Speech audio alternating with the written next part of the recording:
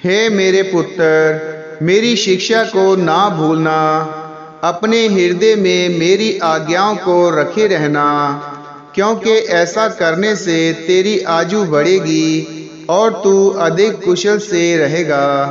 कृपा और सच्चाई तुझसे अलग ना होने पाए, वरन उनको अपने गले का हार बनाना और अपनी हृदय रूपी पट्टियों पर लिखना, तो तू खुदा और मनुष्य दोनों का अनुग्रह पाएगा।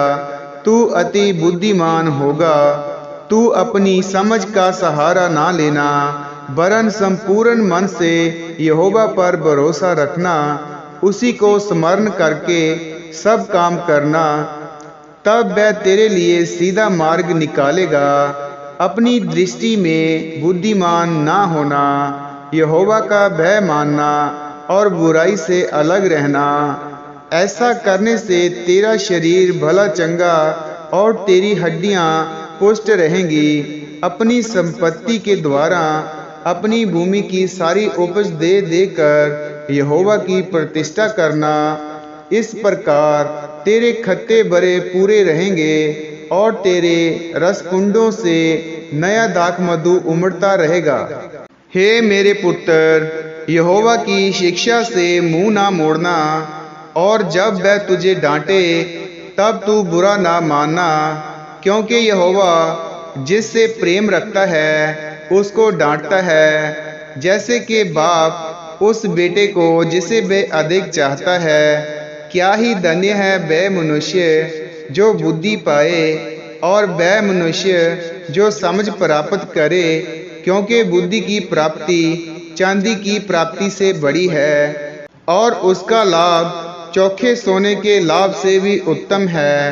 वह मूंगे से अधिक अनमोल है, और जितनी वस्तुओं की तू लालसा करता है उनमें से कोई भी उसके तुल्य ना ठहरेगी। उसके दाहिने हाथ में दीर्घ आयु और उसके बाएं हाथ में धन और महिमा है।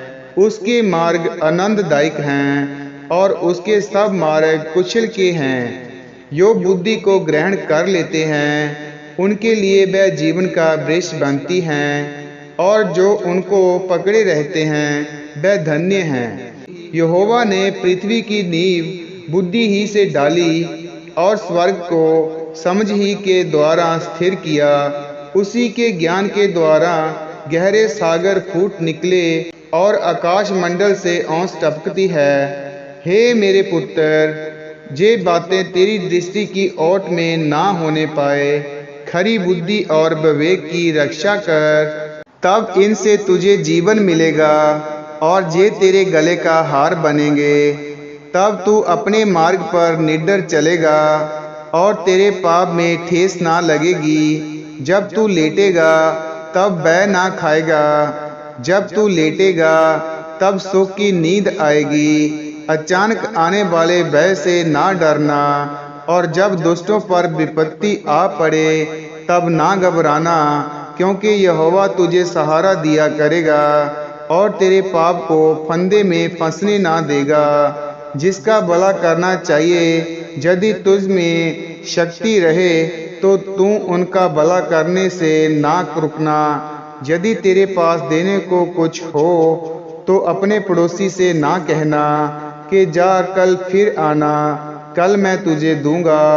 जब तेरा पड़ोसी तेरे पास बेखटके रहता है तब उसके विरुद्ध बुरी जुक्ति ना बांधना। जिस मनुष्य ने तुझसे बुरा व्यवहार ना किया हो उसके अकारण मुकदमा खड़ा ना करना।